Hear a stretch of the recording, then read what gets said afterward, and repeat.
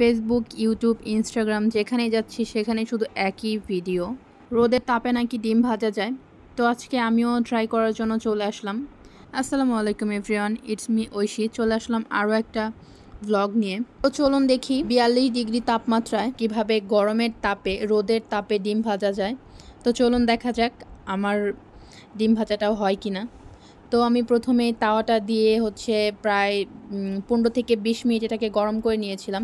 এরপর আবার তেল দিয়েছি, তেল আর লবণ দিয়ে আরও 20 মিনিট গরম করে নিয়েছি।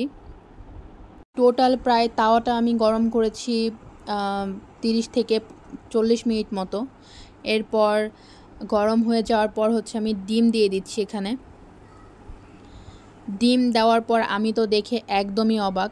অনেকেই দেখছি ভিডিওতে তাওয়া আগের থেকে গরম করে নিয়ে এসে তারপর ভিডিও মেক করে। তো আপনারা দেখতেই পাচ্ছেন তাওয়া যদি আগের থেকে গরম হয়ে থাকে তাহলে ডিমটা ফুটতো। এখানে কিন্তু ডিম একটুও ফুটে নাই, একদম সুন্দর মতো হচ্ছে। সত্যিই যে ডিম ভাজা যায় আমি তো একদম অবাক। ডিমটা ছাড়ার সাথে সাথে দেখতেই পাচ্ছেন কেমন আস্তে আস্তে হয়ে আসতেছে, সাদা হয়ে আসতেছে।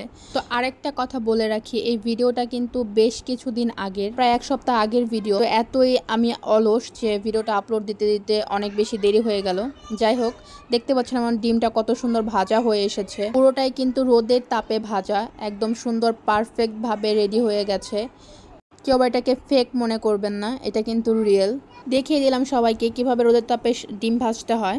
আজকের ভিডিওটা এই পর্যন্ত। সবাই ভালো থাকবেন। আল্লাহ হাফেজ।